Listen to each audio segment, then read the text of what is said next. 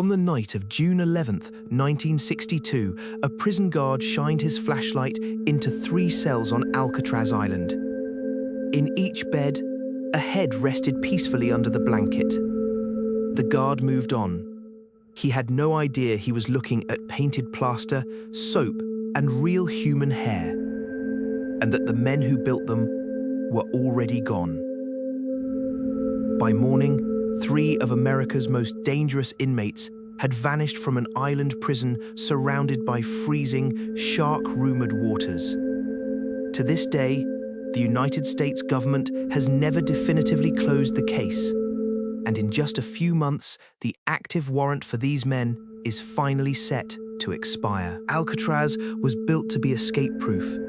Surrounded by the cold, fast-moving currents of San Francisco Bay, the federal penitentiary held the men the rest of the prison system couldn't control, including Frank Morris, a career criminal with an IQ of 133, smart enough that officials considered him one of the most capable inmates they'd ever held.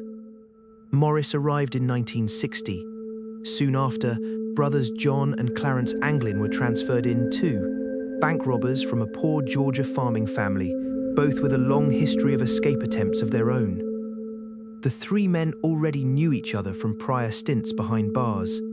Placed in adjoining cells, they started talking and planning. A 4th man, Alan West, joined the plot.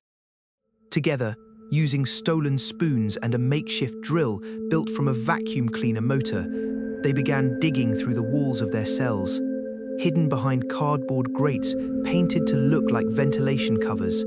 It took them 6 months. On the night of June 11th, the 3 men put their plan into motion. Alan West, the 4th conspirator, had widened his own escape hole too late.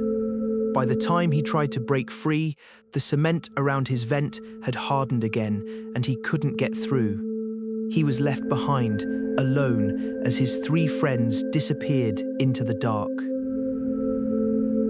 Morris and the Anglin brothers slipped through the gaps behind their cells, crept along an unused utility corridor, climbed down a 50-foot pipe, scaled 2 barbed wire fences, and reached the edge of the island.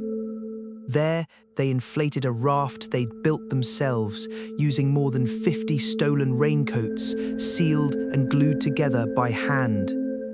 Then they paddled out into San Francisco Bay, into some of the coldest, most dangerous tidal currents in the country, and they were never officially seen again. The next morning's bed check exposed the escape, and the prison erupted into one of the largest manhunts in California history.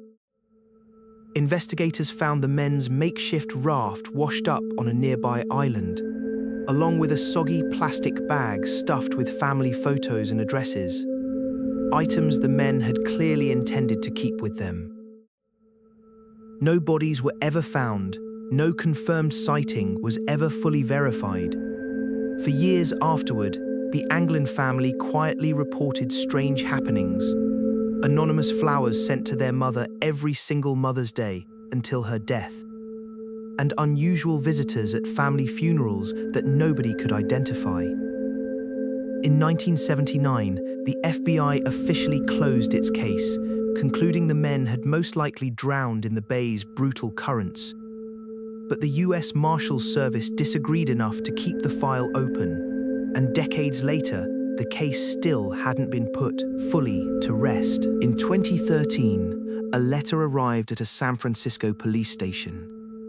The writer claimed to be John Anglin himself, 83 years old, dying of cancer and ready to confess.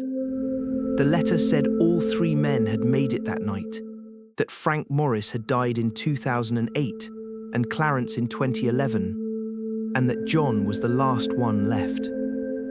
The FBI tested it for fingerprints, DNA, and handwriting. Every result came back inconclusive. Not proof, but not a clear lie either. There's also a photograph, allegedly taken in Brazil more than a decade after the escape, supposedly showing 2 of the men, decades older. living ordinary lives far from the cold waters of San Francisco Bay. Officials have never been able to confirm or fully debunk it. Here's what makes right now the moment to revisit this case. The US Marshals Service still lists all three men as active fugitives, and that warrant is set to expire later this year, once the men would have turned 100 years old. After that, regardless of whether they're alive or dead, the case effectively closes for good. So after 60+ years, a raft made of raincoats, and a warrant that's about to run out for good, do you think Frank Morris and the Anglin brothers made it to shore? Or did the bay keep them the same way the forest may have kept D.B. Cooper? Drop your theory in the comments. I read every single one, and the best theories often shape which case we investigate next. If you want more unsolved American mysteries like this, subscribe to Case Closed Files and turn on notifications, because new cases drop every Tuesday and Friday. Thanks for investigating with me. I'll see you in the next one.